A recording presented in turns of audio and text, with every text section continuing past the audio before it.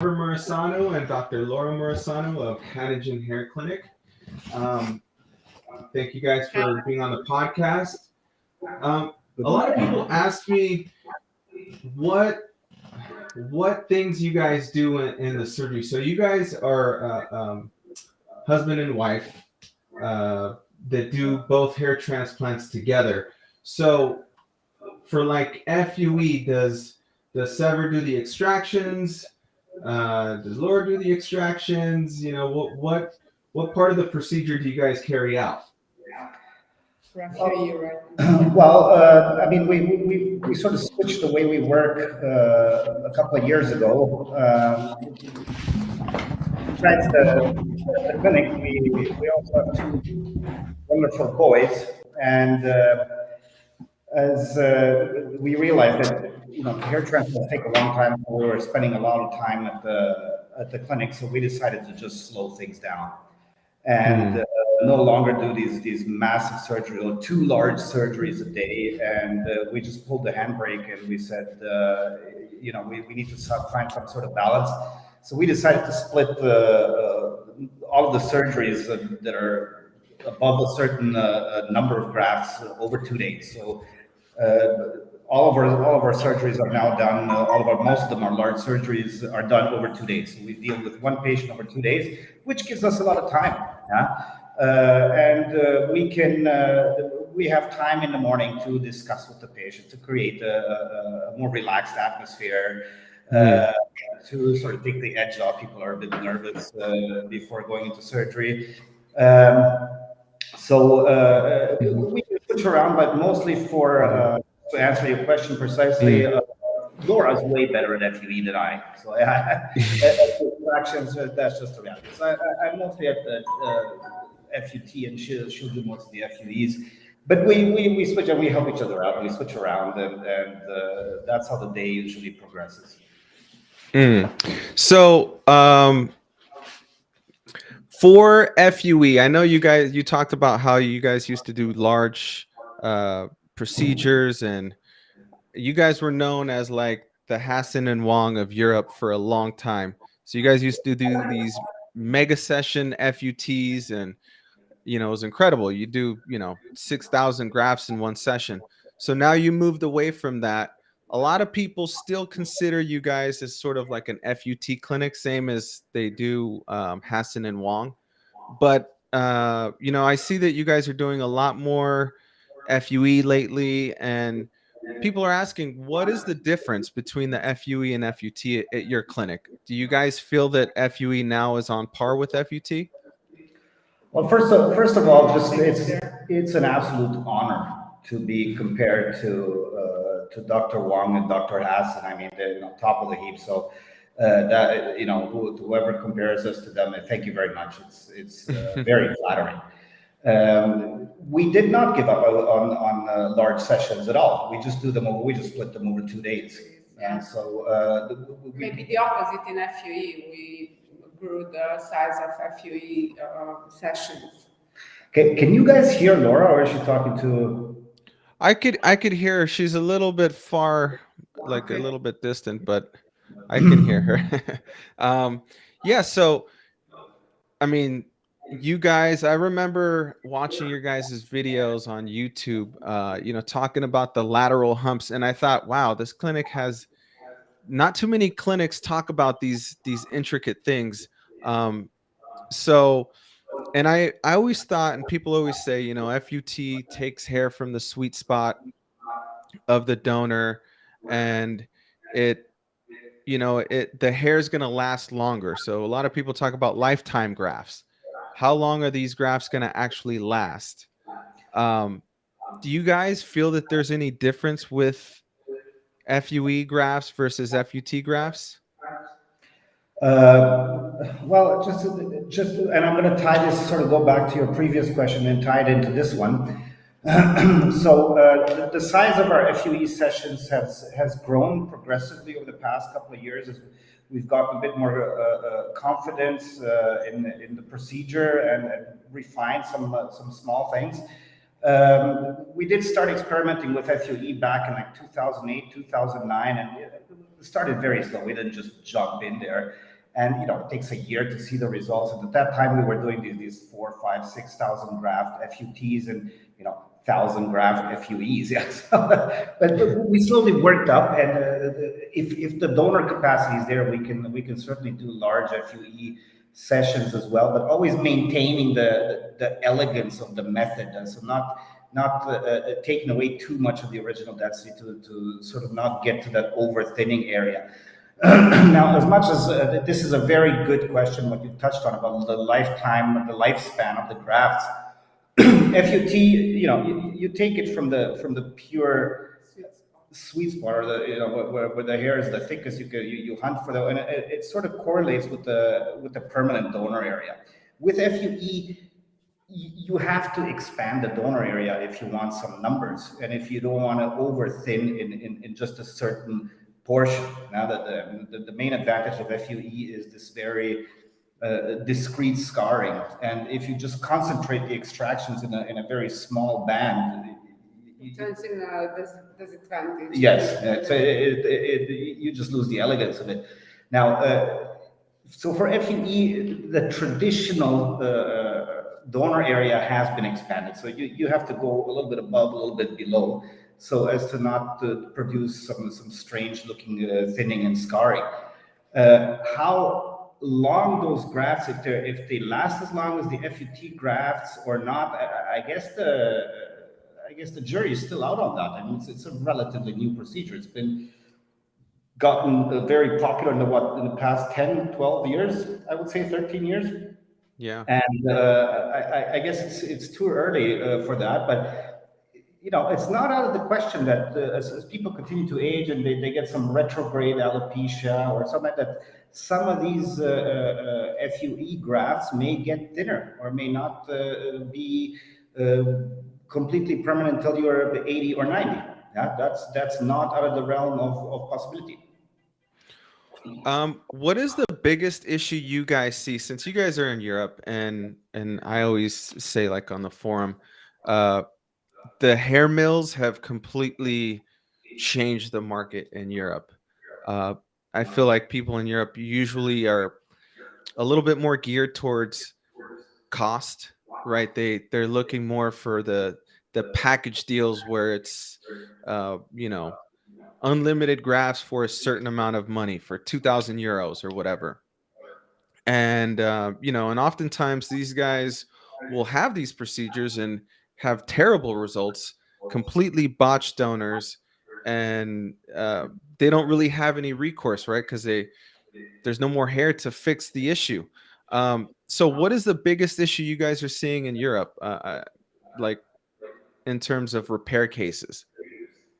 Well, I guess it's become a mainstay of our practice, these repair cases. We have at least 2 such cases a week. Now, so going back to your first question of how do we split up our work day, we have large sessions over 2 days, and usually in the second day, we'll put a small repair case beside the second half of the other patient. And most of them involve removing grafts from the hairline that are placed completely, I don't know after which criteria, but it's just these very low, straight, cartoonish hairlines that look extremely unnatural, and of course the donor hairs that are the donor areas that are very, very thinned out.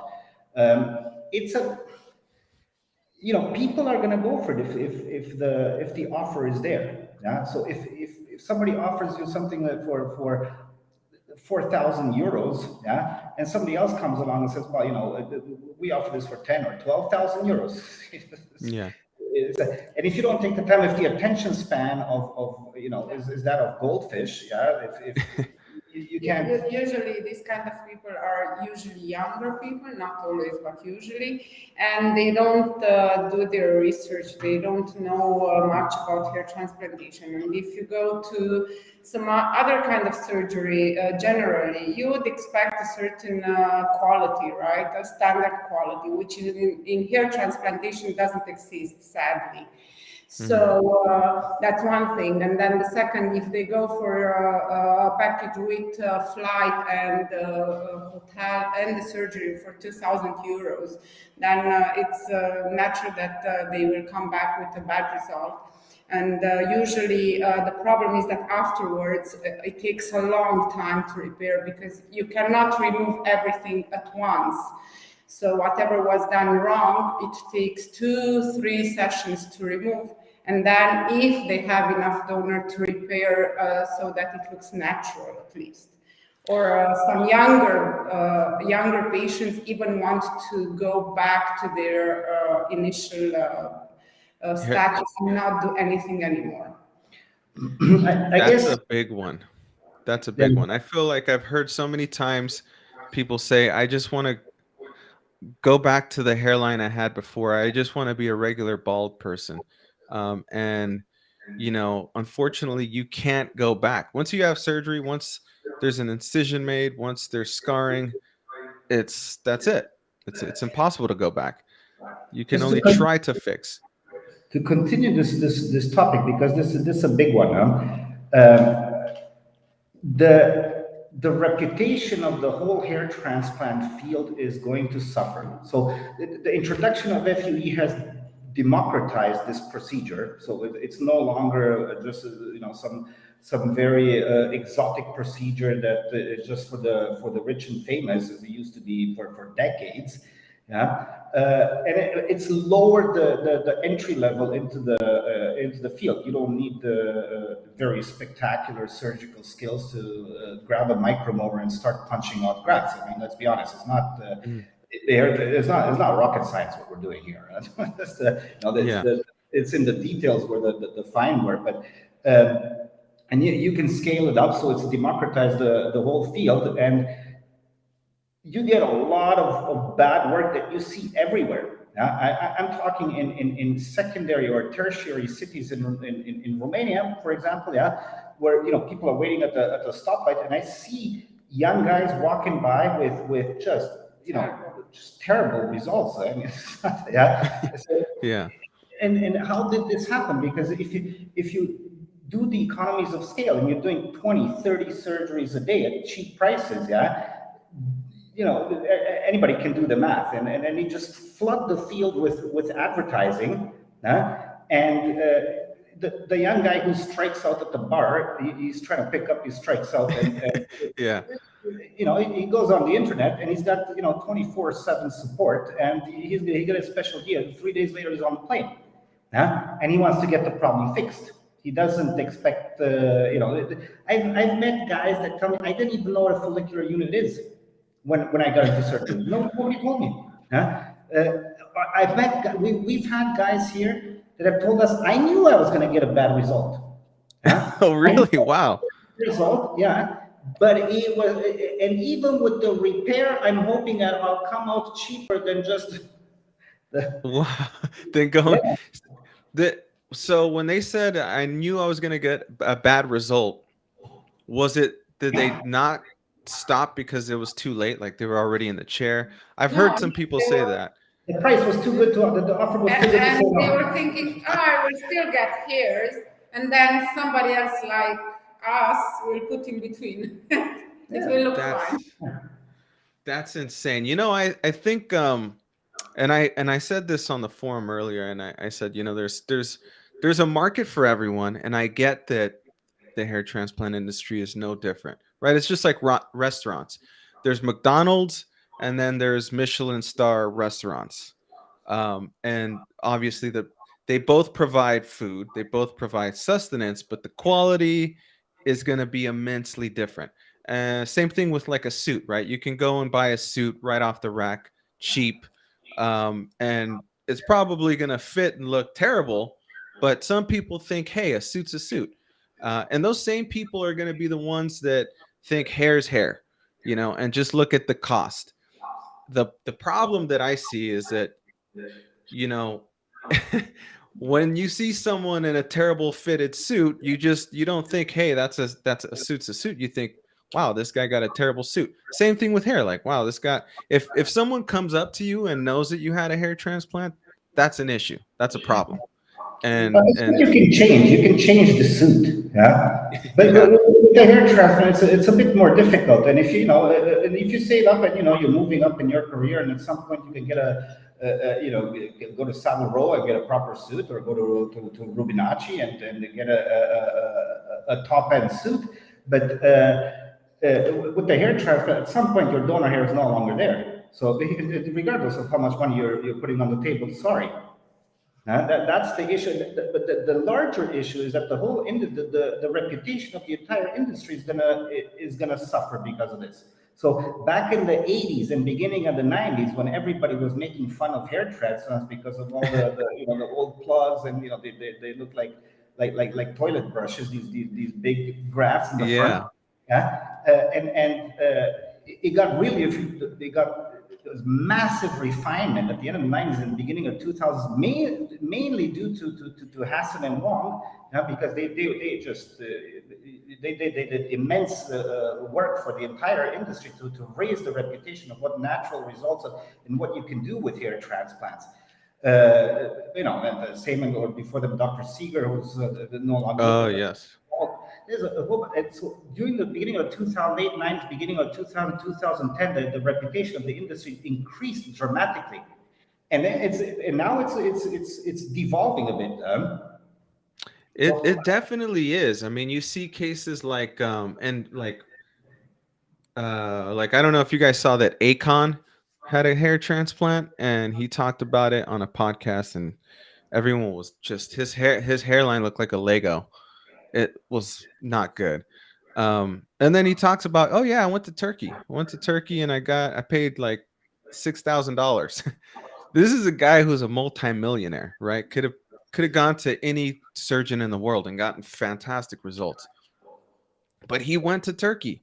I don't know, and I'm not saying Turkey is all surgeons in Turkey are bad. There are a handful of really good surgeons in Turkey, just like there are anywhere. But the good surgeons in Turkey will tell you that the vast majority are not good. They're just hair mills. And the telltale signs of a hair mill are how many surgeries they do per day, right? If the surgeon is even involved in the procedure. And for the most part, they like to package things more like a vacation. I talked to so many guys like, oh yeah, I'm gonna go there, and it's gonna be this much, and I'm gonna be they're providing food, and I'm gonna be in a 5-star hotel, and it's gonna be like a vacation. And I'm like, well, you can't look at it like a vacation. You're not going there for a vacation, right? You're going there to get a procedure that hopefully get you the results that you want. And even with the best surgeons, results are not guaranteed, but hair transplants are all about giving yourself the best odds possible. I guess that the major factor that's not being communicated is the factor of time. This is by no means something that you should take an impulsive decision. And another factor in sort of sifting through this world of advertising that's everywhere for cheap hair transplants and package deals and high gloss. We'll pick you up with the limo from the airport and set you up in 5-star hotels, and everything is great. But the hair transplant is somewhere in there. Yeah. But the way to sift it is they're appealing to this impulsive nature. Yeah, do it now. Yeah, we'll take care. You don't have to worry about anything. Just here's the 10% discount if you come to. We have something available at the end of the week. And this is, I guess, the main factor that people need to understand is that hair loss is something that will develop over decades in most cases. A hair transplant itself takes a long time. It's a long procedure. The regrowth will take a year at least. Yeah. So the whole subject matter is nothing that should be rushed into. It makes no difference if you do the surgery in April or in September. Yeah. If you think back 7 years ago, are you even going to remember if the surgery was in April or in September? It plays no importance whatsoever. And this is what people should really understand, that they have the luxury of time. It doesn't put your life in danger if you lose hair, no? And Yeah. you need to take your time to analyze this, to understand what's realistic and what's not realistic. No? And then there's other factors as well. You know, this massive influence of social media, of Mm. people presenting completely unrealistic looks, this sort of chasing this idea of the teenager hairline. Even if you got wrinkles, you know, you're 45, but you know, you're trying to look like a teenager, and you see this through the entire society. We look like kids that haven't grown up. Some like the wrinkles, and you know, the belly is coming around, and yeah, but we're dressing like we're kids, and we want the hairline like we were 17 years old. Like that's supposed to be the standard, and that's supposed to be the absolute top of the world. Yeah, it can't get any better than that, and this is reinforced through all the, you know, the Instagram and whatnot. Yeah, you know, it's funny you talk about the time thing, because the time thing is something that has always baffled me, but it's so huge. It's like, um, you know, someone will come on the forum and say, you know, I really liked, I'll just give an example. I really liked, you know, Dr. Murasana. I really liked Hattingen, but they told me that, you know, they're booked up until October and my wedding is in April. So I need to get it done for my wedding, or I need to get it like a specific date, right? And you know, we're both married. I can tell you, I had my wedding was like in 2021. It was done in a flash. I mean, it was literally like I blinked and it was over. I Why would you make such an important decision based on one single day?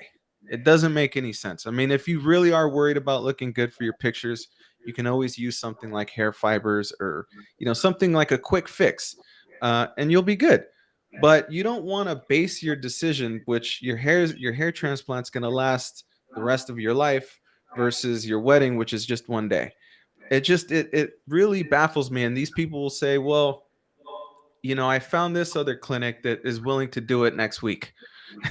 And so I don't know. If you find a clinic that's willing to take you like that, there's really no waiting list. Nobody's wanting to go there. I mean, I don't know. If you go to a restaurant, you see there's not one single person, and then across the street there's a line. Which one's probably going to have better food, right? That's my thinking. Now, So take your time for such a decision, because it's not the, you know, you can change a dental implant. You can even change a breast implant. You can you're dealing with a very limited resource, huh? It's I had a Swiss patient. I was explaining all this to him when he came in, and this is sort of standard recommendation. And you know, shave your head first, see if you like it. yeah, You may like it, you may not. And I get emails every week from guys that I consulted, I don't know, a year ago, and they say, you know, I actually tried this, I did it, and it looks great, and I get complimented, I'm really happy. gotcha. Thank you very much. Huh? Yeah, And so I told him, no, shave your head and see if you like it, and what's the family history. You know, think about it. If we do something now, you continue to lose your hair. This is what you're going to look like. You're going to be forced to keep up with your hair loss. And he sits there, he listens to all this, and at the end he says, well, you know, basically what you're saying is that I have to think of you as my hair manager. Huh? When will I start investing in it? He was working in the yeah, banking industry, obviously, and so I guess that's a really good analogy. Huh? yeah, How this is what your assets, your hair account. Huh? If you're going to jump in with the investment, what is it going to look like? What's the return on investment? Is it worth it? Huh? yeah. Considering that you're going to continue to lose your hair, and how much powder do you still have there for more sessions? That's a great analogy, because you can think of your donor supply like money, right? You only have, except money, you can always make more. your donor supply is finite. That's it. It's like your budget, a strict No, budget. no inflation of the donor supply. Exactly. It looks like we got some questions here. Can you read them out, Jerry? Yes. All right. First question is, can scalp laxity exercises make a considerable difference after a strip procedure has already been performed? And there's a follow-up question to that one. But Okay. So can scalp laxity techniques make a difference after you've already had a strip? So if you had a strip, your scalp is kind of tense or tight. Will these doing like this really make a difference? Yes, they will make a difference, and what will make an even bigger difference is going to an osteopath. So osteopaths have Francesco Dambra in Italy. Well, he moved to Switzerland now. He developed some techniques of loosening up the scalp, and it's amazing. So osteopathy can help as well with that, but exercises for sure. Exercises, but it's important to make them properly. I mean, to keep not just like this. You pull and you keep a few seconds, and you pull down and you keep, and the same at the back, and then it's at least 5 minutes twice per day. And in the end, what I noticed, it helps also in the end just massage the entire scalp, like loosen it. And also, it doesn't matter if it's a virgin territory or it was already operated on. It will get looser. We saw that. And the second question is regarding the first one. Yes, several months is better. The longer the better, 2, 3, 4 months before the next surgery, for sure. But of course, not right after the first one. You need to wait at least 6 months until you can start doing some exercises there. And will you get more grafts if you do that? Like if let's say you've never had a hair transplant, you're like a Norwood 6. Will you be able to get, I don't know, 100, 200 more grafts, or do you think you can actually get in the thousands? You get things like that depending on how the previous scar looks like. You would get instead of 1.6 centimeters by the second time, you probably get 1.8, which on 30 centimeter long, you get a few hundred extra grafts. Oh, nice. Well, so for someone who like I thought about FUT myself because I was a Norwood 6. The only thing that kind of pushed me away, and I'm sure you guys get this all the time at your clinic, is the scar. How unpredictable is an FUT scar? And does the chance of it stretching increase when you have multiple? They're fairly predictable FUT scars. I mean, if you don't overstep the limits of the laxity, and you adjust the width and the shape of the scar according to certain anatomical areas, the vast majority of the scars will be somewhere in the 1-2 millimeter width area. Of course, there are, like anything, saying 100% in medicine is very unprofessional.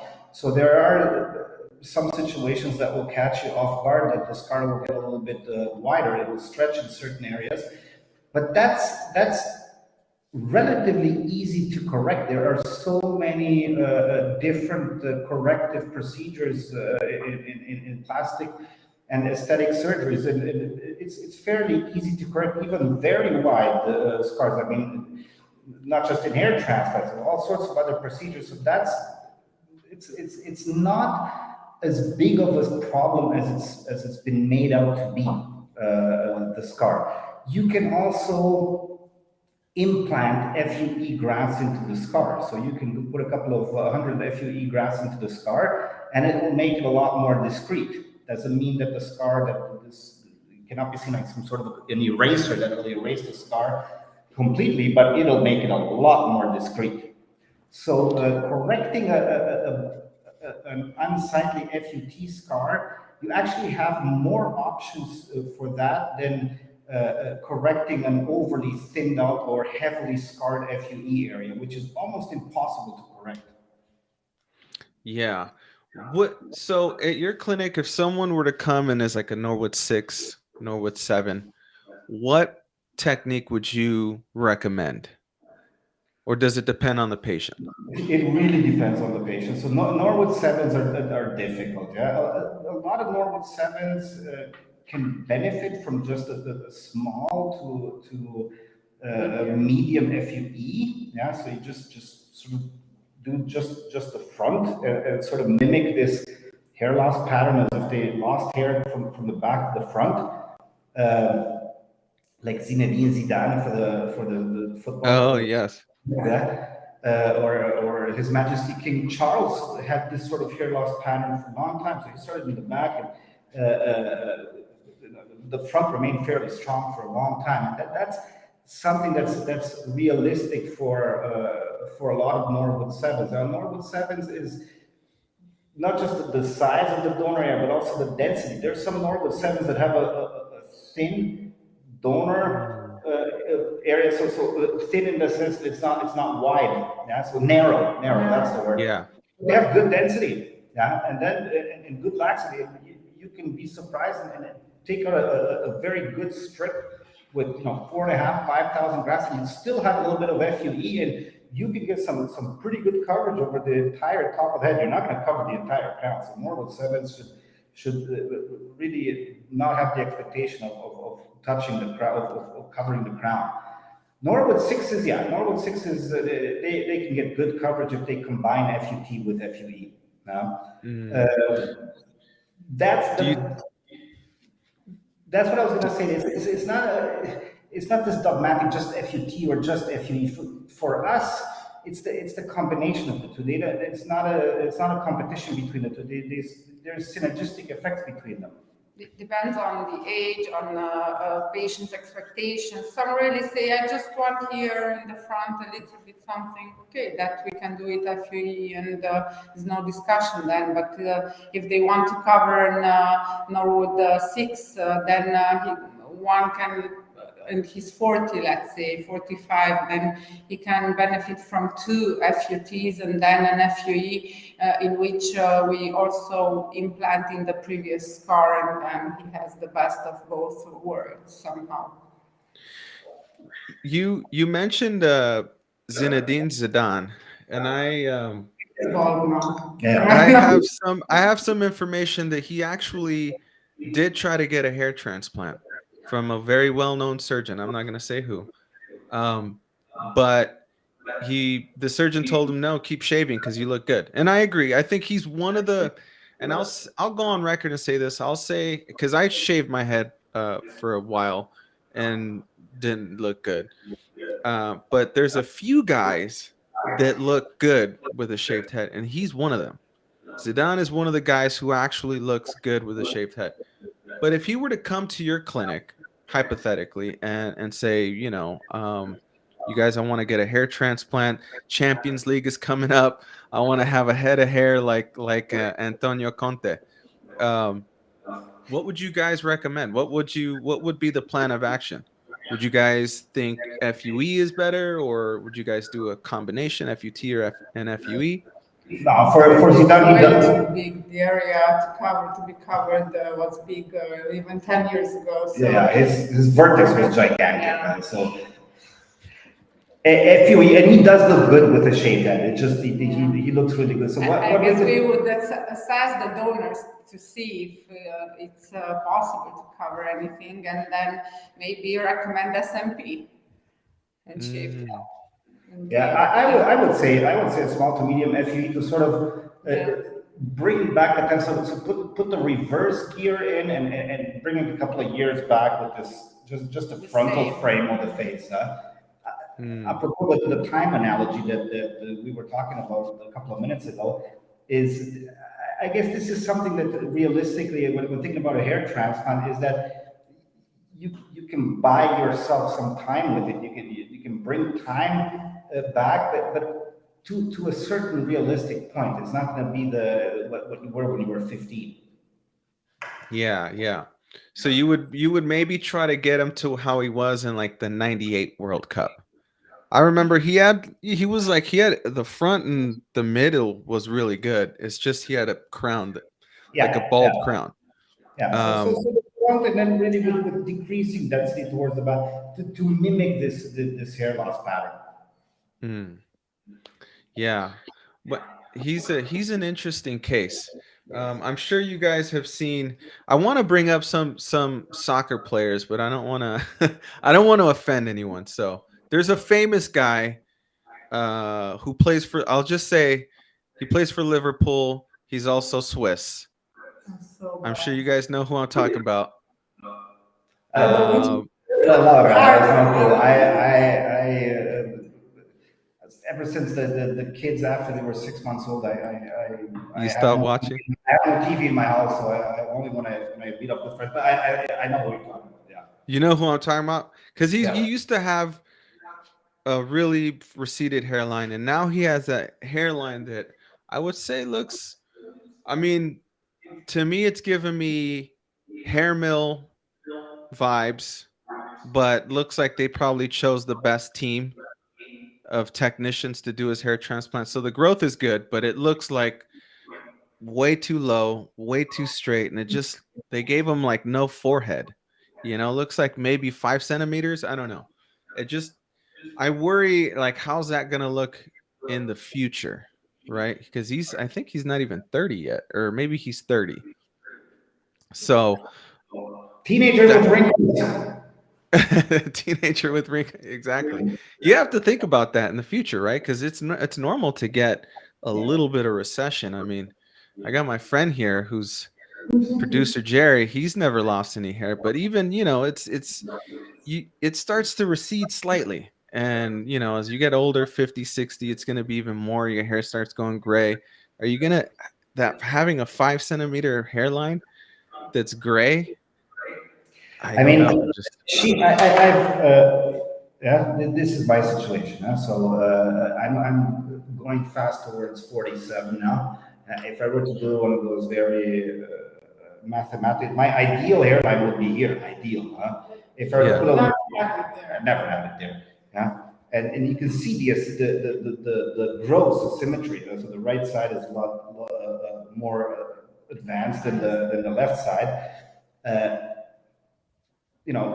she doesn't want me as a patient, so that's the first.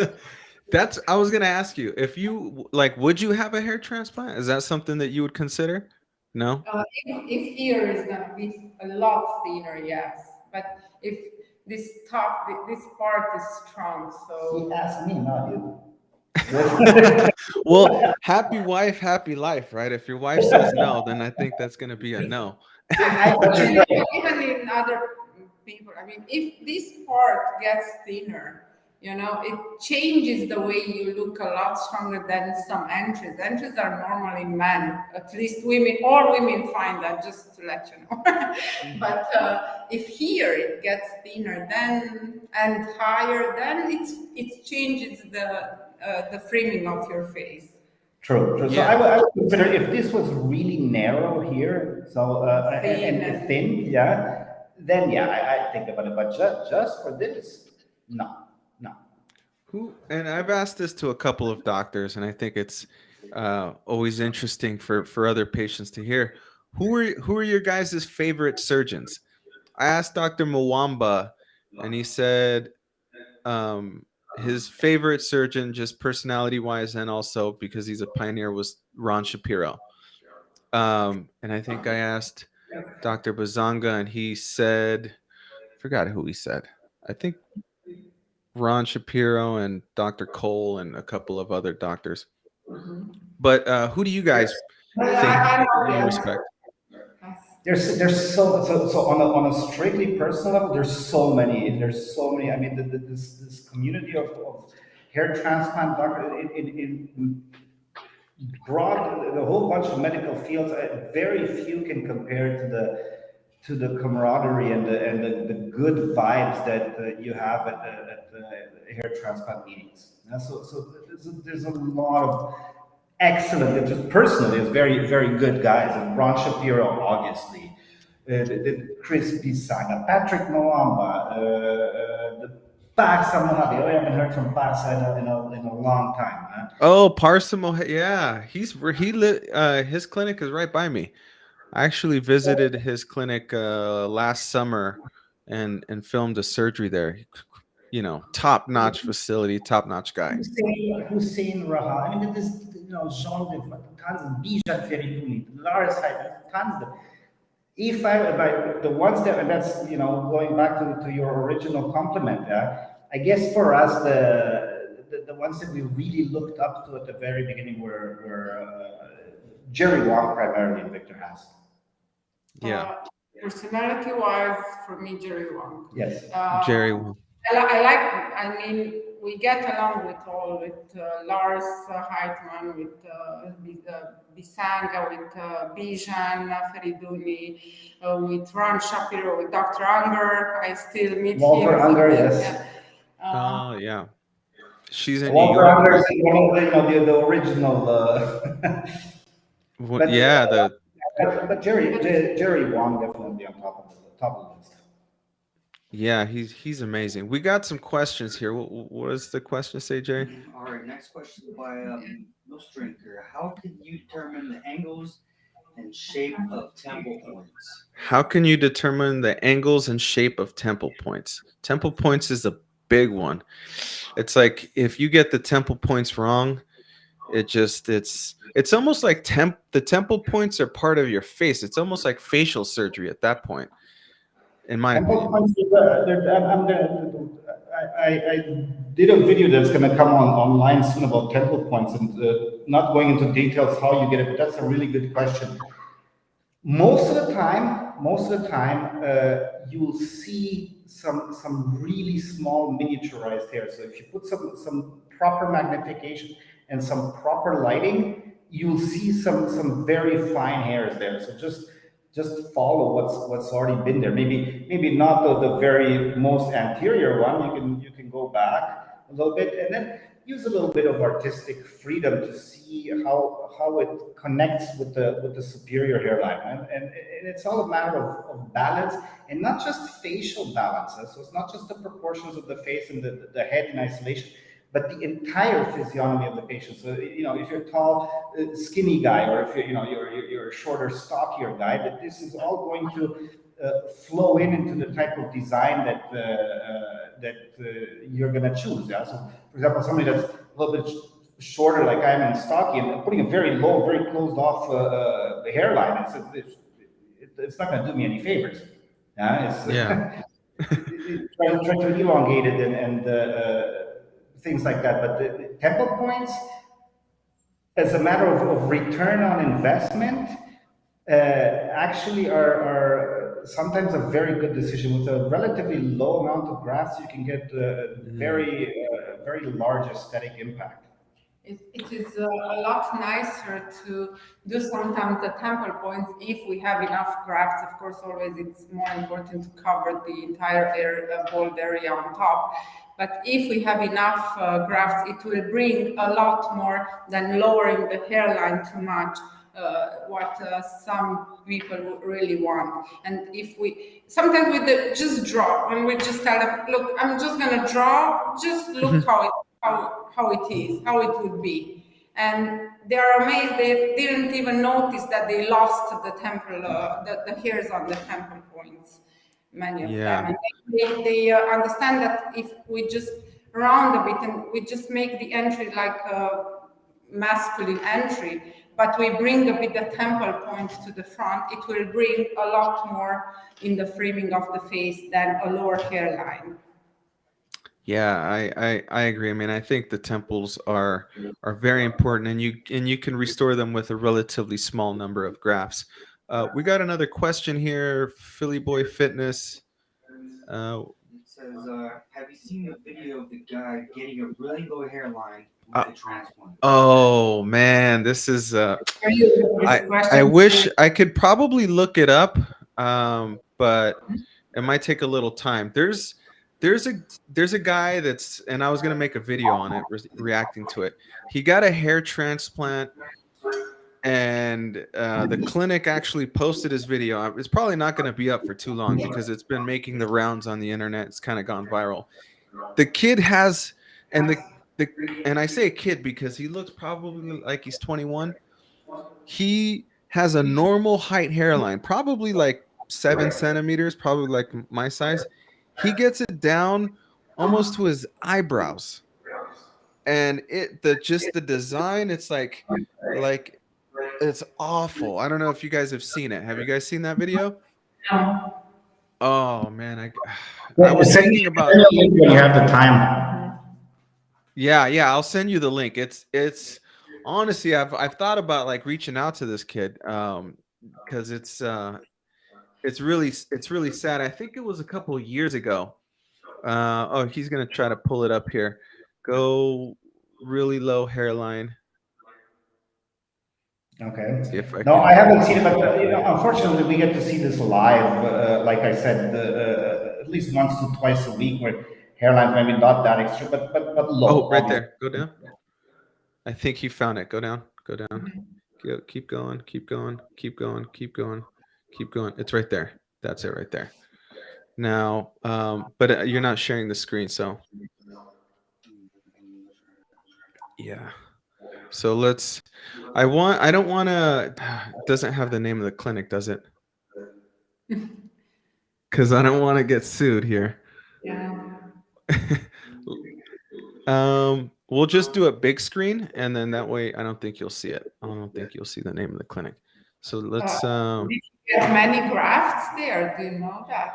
I mean, Does it say, Jerry, how many grafts? It says maximum density hairline transplant is the title of the video. No, it doesn't say, but we're gonna here. Let's just play it, and then we'll get your guys' live reaction. I think this is pretty cool. All right, so hit share screen. It's down there. Where the little it says presentation. Where on next one? Yeah, there you go. All right. Yeah.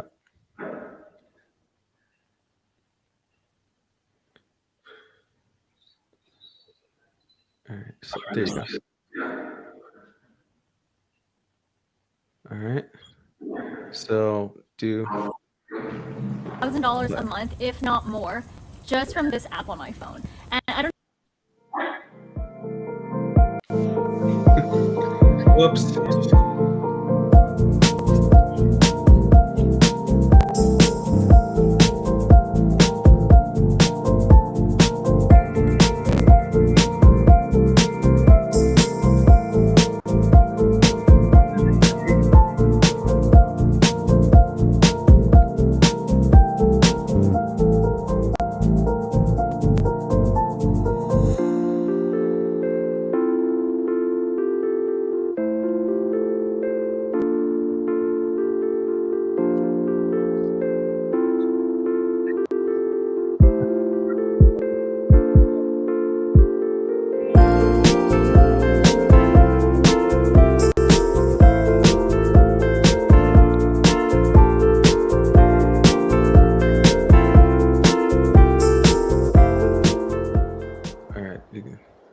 Click out of that. yeah. All right. Oh, you gotta click out of it, Jerry. All right. Obviously, he wanted that. It's amazing that the doctor did that for him. That it's been making the rounds on the internet and stuff like that. But another thing that people don't realize, there's a video that's on Joe's channel about this that I did. That the direction of growth, is from the back to the front. So if you have a certain hair length, your hairline is always going to look lower unless you put like an oil slick in your head, a ton of gel, and you slick your hair back. You're never going to see the actual hairline. It's always so you see me, you'd see my hairline. Aesthetically, it looks, if you see me on the street, it looks like my hairline starts here. Even though my it's a centimeter and a half to 2 centimeters back. just by how the hair exits the scalp. So if this guy put his hairline here and he just lets his hair grow a little bit without combing it, he has no more forehead. Yeah, and the guys come and say, I want my hairline. I want to look like this. I want to look like Brad Pitt. Yeah, well, you got to consider Brad Pitt's hair. It wasn't there. It didn't exit his skin there. It was a centimeter and a bit further back, but just by styling it and by the way it grows, it looks lower. So you don't have to put the hairline exactly where you think it needs to look aesthetically. You can recess it a bit and just with a bit of styling, and you save a ton of grafts through this. I mean, the problem with that is also like just so many, just the shape of it looked like It's a lot. just, yeah, the shape was off. The amount of grafts, I mean, geez, if someone, and people have come to the forum and said like, hey, I wanted my hairline to be at 4 centimeters. And then I'm like, well, do you want to look like, there's like pictures of Neanderthals where they have like no forehead. Do you really want to look like this? Because that's not, I mean, it's called a forehead for a reason, right? Because it should be 4 fingers. It's not called a 3 head. Like to 4 centimeters, like it'll be What like if you have really thick fingers? What was that? What if you have really thick fingers? That's true. I don't know. It's just it baffles me, and this poor kid is gonna have problems if he starts to bald in the future because once the middle starts to go, the crown starts to go, and you have like a hairline that starts right here, like that's going to present a huge problem. What would you even do with all those grafts? I mean, if you see this case, right, he comes in 20 years and all the crown is gone, the middle is gone, and he just has this island of hair that's so low. At that point, what do you do? Electrolysis? Do you like? No, I would try, in all honesty, slowly but surely remove from the forehead, move it where it's needed. Because if But he's he's got at balding, least 3,000 and something Yeah, grafts in At there. least, yeah. yes, but if least. he needs the hairs, if he doesn't, if he never loses, but he's gonna realize in 10 years or 7 years what bad thing he obtained there, then probably I would laser them. I don't know. In this regard, you have to check always how it heals, because both are not necessarily. Also, with laser, it doesn't mean that you're gonna get a nice skin afterwards. What we always do, anyways. Even sometimes Sever takes somebody from the consultation and says, you know what, because they're really, really down and depressed and so on, we just say, you know what, come now in the surgery, we remove 10, 20 grafts and we'll see how it heals. And they already feel better about that. So we would always test first to see how it heals, especially the forehead, so they don't have white dots left. But that's an extreme case. Yeah. I would have to think on how to. So obviously a wig is a good is an option. Yeah. So going back to the 17th century and just Get the whole like a judge in England. The old- right. But that's a lot of grafts to remove, and for sure there's going to be some scarring. So he goes to the beach after you remove all of those, and he's not going to tan over here. It's just gonna... And you would think that's extreme, but honestly, that happens a lot. We just don't see it, right? It's just we saw this because they decided to put it online, but that happens all the time. I get guys from the forum all the time who they're desperate and they got like basically no forehead.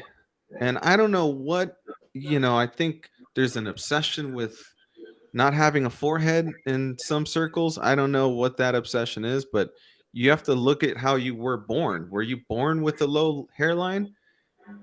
But this is a very interesting topic because the main problem at hand is the aesthetic standards. Like, what sort of aesthetics do you adhere to? No, because obviously this that does not really occur in nature. Huh? Yeah.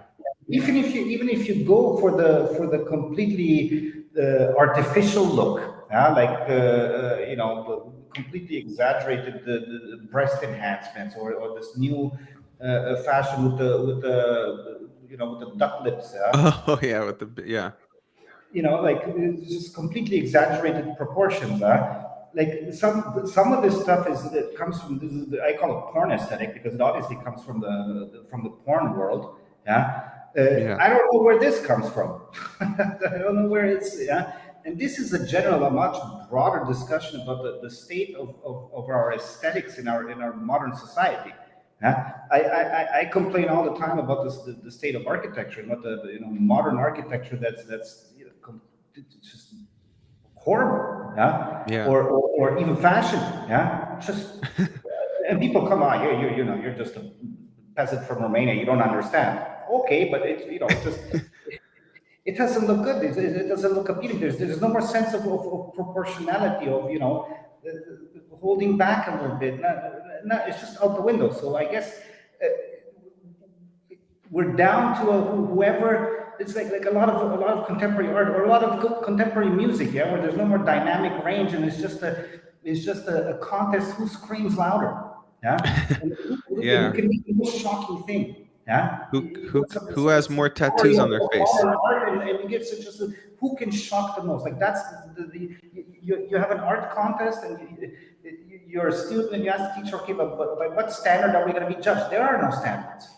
Yeah, it's a free for all, and it degenerates into this. Yeah, whoever does the most shocking thing. Whoever gets the most I eyes on think, you. sorry to interrupt. I think the main question is, okay, a patient comes and asks for this or that, or a woman wants this or that in lips, in I don't know what. Why is the doctor doing that? Another That's good the point. question. Why is he doing that just because the patient said if it's not aesthetically, almost not ethical, right? Not almost. It's unethical. I mean, it's. Well, I'm always a bit diplomatic. We're trying to tap dance here. I mean, you have to call it what it is. Yeah. The fact is that, and I'm going to go on a limb, but not really, and say that there probably wasn't a doctor involved. It was probably maybe the doctor just came in and said, "Oh, where do you want it?" Took a marker and just didn't even do a really good one. Just But it's really like like just, But just did it. You remember that like 5 6 years ago, you could buy. There was a sort of a laser apparatus with sort of Oh yeah. convex, and you put the patient against the wall and put this about 2 meters away and just shoot a laser beam across his forehead.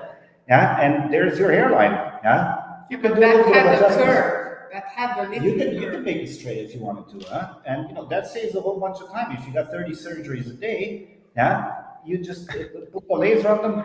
You're off to the next station, and the next patient comes, and what's the point of discussing 45 minutes about the hairline and about every little micro irregularity, if it's good or if it's not good, if it's maybe it's too symmetrical, it's a little bit asymmetrical, and stuff like that.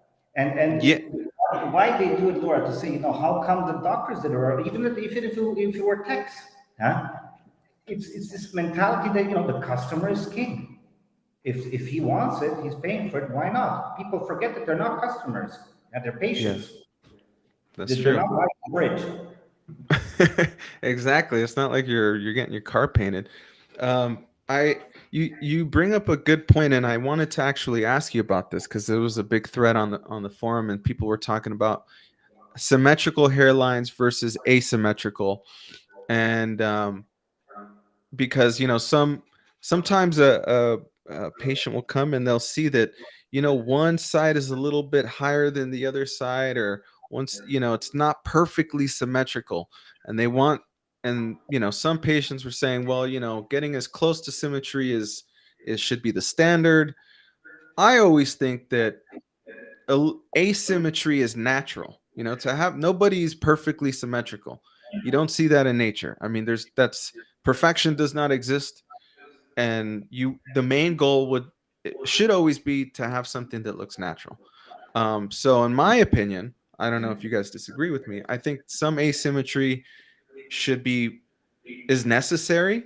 Obviously, you don't want to have something that's like super way off balance, but you want to have a slight asymmetry. Like even if you look at like someone like Jake Gyllenhaal, never had a hair transplant, has a little widow's peak. He has some asymmetry. Like one side is slightly higher than the other. Same thing with Leo DiCaprio. You know, one side of his hairline is slightly higher than the other. Um, that's just because if you split someone's face, there's not perfect symmetry. So you have to kind of go in proportion to the face. But what do you guys think? I mean, if you've seen our hairlines and our work, there is no symmetry. I don't like perfect symmetry. I think it looks odd, and it looks like a lot of times it looks like it's, you know, you've had something done. It's like these perfectly white teeth. Yeah, the guy's 60. He's got his teeth are so white. Joe Biden. Yeah, like he never had a smoke. He never had a coffee in his life. Huh? Yeah, It just that's true. it looks out of place. Yeah. So, but again, this is sort of a philosophy question. You know, like how do you wake up in the morning? Yeah, like is your goal? Are you orienting yourself to the standard of you know, whatever the Instagram or the GQ or whatever is in fashion? Yeah, or is your goal just to bring back a little bit of yourself? Yeah, and something that looks like it belongs there. Now, Yeah. is your goal to buy a perfect, you know, print of a perfectly symmetrical and geometric art, or, you know, are you looking at some, I don't know, a Rembrandt that has a stroke that, you know, is not necessarily doesn't, there's not the symmetry is not necessarily there. Yeah. For us, it's I've always always, said, sorry. us Go it's ahead, always Lauren. okay. Just to complete, for us, it's always very important the naturalness. If you ask me what's the most important in hair transplantation, is to look natural, and perfect symmetry does not look natural. Right away, you look and you say, "It's something done there." Agreed. Totally agree. I think you know, and some patients were arguing with me and saying, no, it should be, you know, one guy actually went back to the doctor and said, I want it more symmetrical. I want it to look more symmetrical. And I get that. I guess, you know, for some people's eyes, and I guess everything's subjective, right? You could say like this, I could look at a hairline, or that guy that we just saw, he could see his hairline, and in his eyes he may think I have the best hairline on earth. Like, wow, this is beautiful. I'm happy. So I guess in a sense it is subjective. But I think that the number one goal should always be, like you said, getting an improvement of your former self, getting an improvement of where you were before, right? If you had some hair loss, bringing that down, getting back to where you were, never, not necessarily chasing perfection. all of the all of the people on botched and all of the famous people who've had one too many surgeries, they got there because they were chasing perfection. And there's a law of diminishing returns also with surgery, right? The more you do, the more you try to get done, the less aesthetically pleasing it could look. Yeah, and you just, I mean, you look at all these people that have had numerous surgeries, and they all start having the same sort of standardized look. They just look like some sort of a doll face. It's just Yeah. it's somehow rubbery and plasticky. There's no patina there. There's no. It's like, you know, you go to, why do people like going to Italy? I was having a discussion with a friend of mine, and you know, the buildings are derelict, and you know, the facades are breaking up and falling apart, and that's exactly it. So we're attracted to this sort of stuff because it reminds us that we're not Perfect. determined. Yeah, we're stuck, and we will get old. Yeah, but there's charm to that, and we need to accept that. Yeah? And this in contrast to going to some hyper modern glass building that has no structure. It's just it's completely flat. It's shiny. It's slippery. It's Has no soul. yeah. Has And it no doesn't soul. even age. It doesn't. It's not like this glass is gonna say, okay, with time it will get a little bit better. No, it's not. It's not gonna get better. Yeah, it kind of reminds me of how you were talking about modern architecture, and how, like, cookie cutter houses have become a thing, and you see like it just everything looks the same. Same thing. What you're saying is like these Instagram factories of people that they all look the same. The lips, the fillers, the all that. Um, Yep. I want to respect your guys' time. I think it's we'll get one last question. What's the last question here, Jerry? All right, let's see. In ideal circumstances, is a NW1 hairline more desirable, or is a juvenile hairline better? And what is the difference? So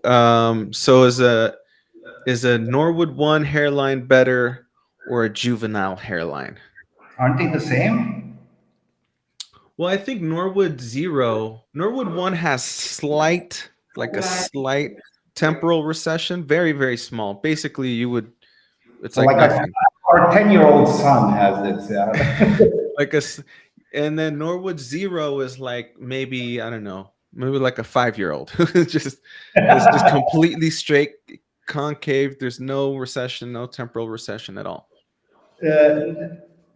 For me, Norwood 2 would be more natural. Norwood 2, or as you continue to age.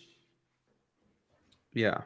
Okay. I think you have to From look at. where you come from, Norwood 5-4, then you go to Norwood 3 or 2. If you go from Norwood 3, you can achieve Norwood 1, but yeah. There's a good comment that I saw in there from Milk Drinker. Symmetry can look natural if you use micro irregularities and fine signals. Absolutely correct. Absolutely correct. And not just small macro irregularities, and within those macro irregularities, the micro irregularities. But you're correct. But then you're no longer perfectly symmetrical, because if you use the same irregularities that are, so you have regular irregularities then. That was the argument, and I pulled up a couple of cases because that was the argument that people were saying. People were saying, well, they want the shape to be perfectly symmetrical, but not the actual the design. And okay, the shape can be perfectly symmetrical. I guess that, again, that's subjective. Personally, I still think that the shape should be somewhat asymmetrical, because your head isn't symmetrical, so it doesn't make sense, right? It has to go along with what the shape of your head when you The draw the bone hairline, too. the And bone it's not structure. going left with right.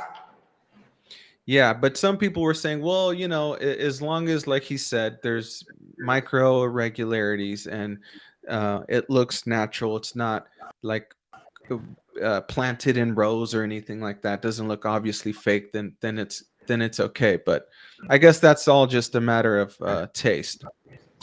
Looks like we got Exactly, we get no just a second. no worries here.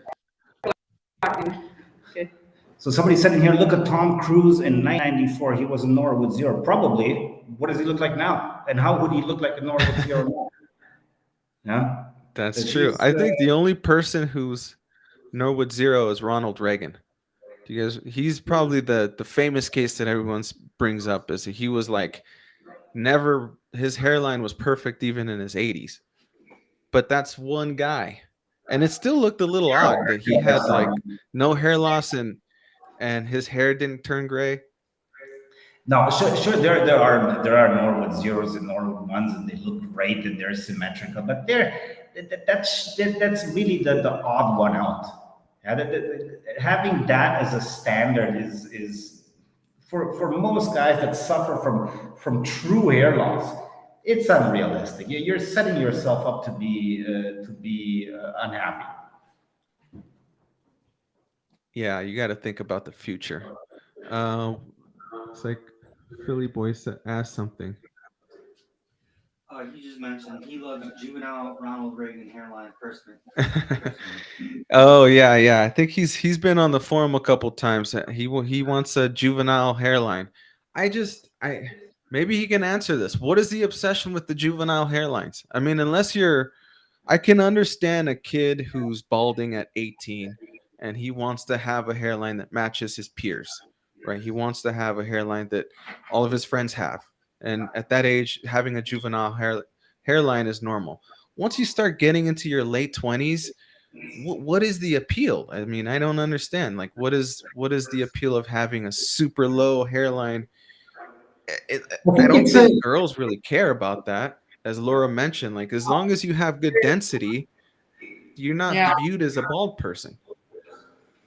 I think it's a broader cultural phenomenon, yeah, where teenager tune is put up on a pedestal of being the absolute pinnacle of your life, yeah, Yeah, and the fact that you can go to college and go to a second college degree and you're forever the young guy, yeah, and I mean, you barely see people dressing up on the street. Yeah, everybody's in tracksuits and sneakers, yeah, and we've gotten so relaxed, and we're people somehow don't want to mature. Yeah, they can't come to grips with the fact that we're gonna get we're getting old, we're gonna die. Yeah, yeah. nobody talks about. We've sterilized death in Western society. We don't want to talk about it. Yeah, he passed away. Yeah, he moved on. Yeah, I'm gonna right. say that about my hairline. My hairline's moved on from my Moved on. forehead. Yeah. That's a good one. I like that. Well, Um, I don't need to get overly philosophical, but you see it all around us. This fact that people they postpone growing up. Yeah? it, You get people that are 45 and they're playing video games in their basement and they think it's cool. Yeah? that's true. I know, it's I feel like an infinite like man child, like an infinite man child that just refuses to grow up is like in his 30s and still uh, you know wants to dress like a high school kid. And it It's, wasn't it's, like that before. Yeah, and no, it's a relatively new thing. Like it's probably started sometime in the 90s, something, but this infantilized populace, basically. No? Yeah. Maybe I'm just getting old, I don't want to start with this, back in our day. I'm getting up there too. Let's see, what did Philly boy respond? What do you say? Let's see. He's right there. No, you were right there. Yeah, so okay. He's just asking if question for Melvin, if the front bothered you or the crown bothered you most when you started balding. Oh, that's a good question. I mean, I think a lot of people come, and I've seen a lot of people who have full Norwood 6, and they want to do the crown first, right? That's the thing that bothers them. Because that's They where it know Having a started. because big it bald. started there. What we've noticed, patients, if it started in the crown bothers them. If it started in the front, then the front, which is actually more important. But Yeah. how was it in your case? For me, it started for me, it started everywhere. I was a diffuse hair loss person, And so it was yeah, like the whole thing was going at the same time. I didn't get a chance to like miss one part or the other. So, but I think for me personally, the front is by far the most important. That's what people, if I had no hair in my crown right now, nobody would know. And so and in the age of Tinder and Bumble and all these dating apps, your front is going to be the most important thing, right? Because that's what the first when you take a picture, that's the first thing you see. The crown, yeah, I can see why it can bother you. It bothers me. Of course, it's going to bother you, but the hairline should always be the most important in my opinion. But Yeah. I think we're up past an hour. I want to respect your guys' time. I know it's probably getting late over there. This has been an amazing podcast. I had a great conversation. I want to keep it going. Maybe we'll have one last question. Let's ask this one last question. I think it's the second one up. Yeah, that one. Oh, it's just a comment. It says, Dr. Sever's right. I started losing hair at 14 and it made me obsessed with aging and afraid of it. Oh, okay. So yeah, so the Dr. Sever's right. That is an interesting thing. I think that for me personally, because I experienced hair loss at a very young age, at 21, it can feel like your youth is being robbed. And so there's two types of patients. There's the guy who's 45, who's divorced, who wants to look younger, who's like, I don't like my hairline being so high. I want to look a little younger. I want to get back into the dating scene. And then there's the guy who's 22 who looks like he's 45. And so his dilemma is completely different, right? He just wants to look normal. He just wants to look like a normal 25-year-old. And so I think that can definitely affect your psyche in terms of aging, right? You want to look because you felt like your youth was robbed. You don't want to look like you're older than you are, and people, unfortunately, when you're losing hair, people will assume you're a lot older than you are, even if you're 22. They how old are you? 40?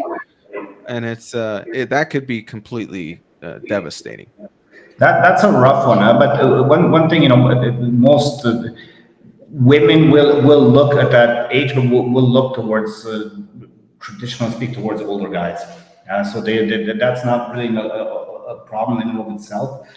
And it can also be a catalyst to concentrate on building up other strengths, working out, working on your humor, working on your conversational skills, stuff like that. Of course, the hair as well. Yeah. But for many, it's a catalyst to improve other areas of their life as well. Especially after the surgery. Absolutely. Yeah. No, definitely. All right, guys. So I'm gonna let you guys go.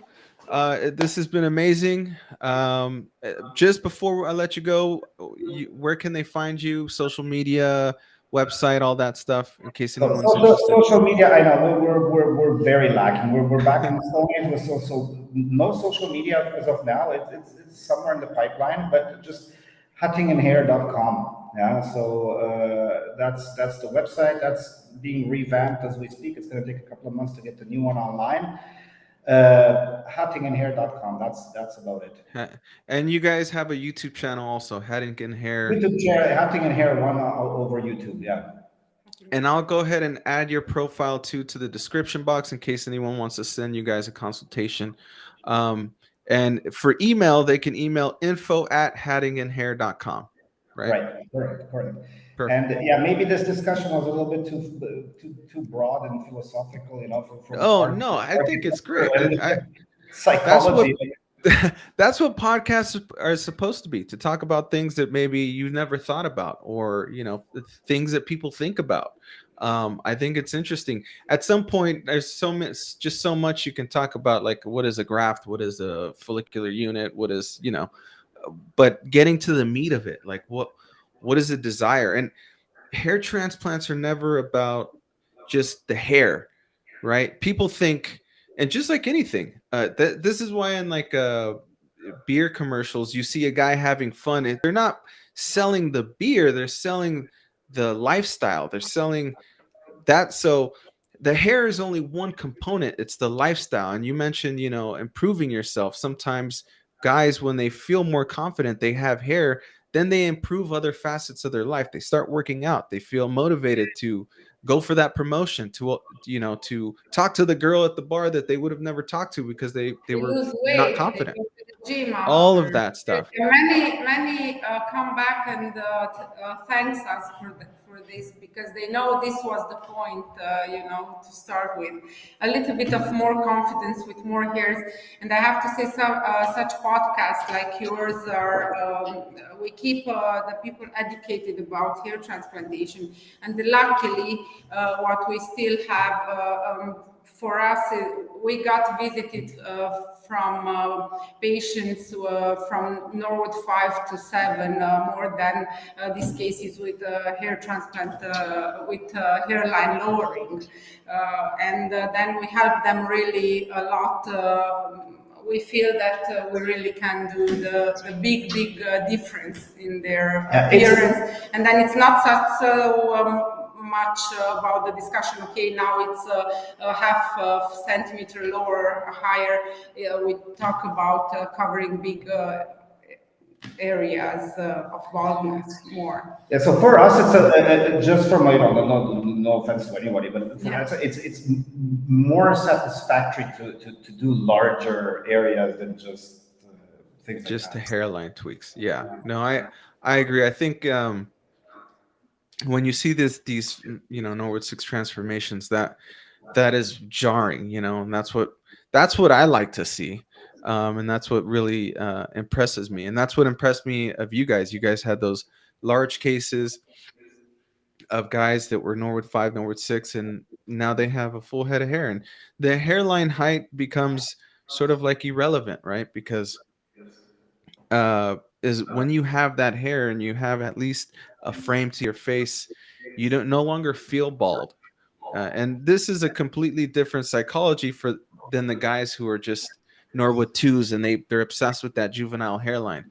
It's a completely different mindset, right? So you can't even compare a guy who's like, it's almost like a millionaire who's like, oh, I want to be a billionaire, or versus a person who's super poor and just wants to be middle class.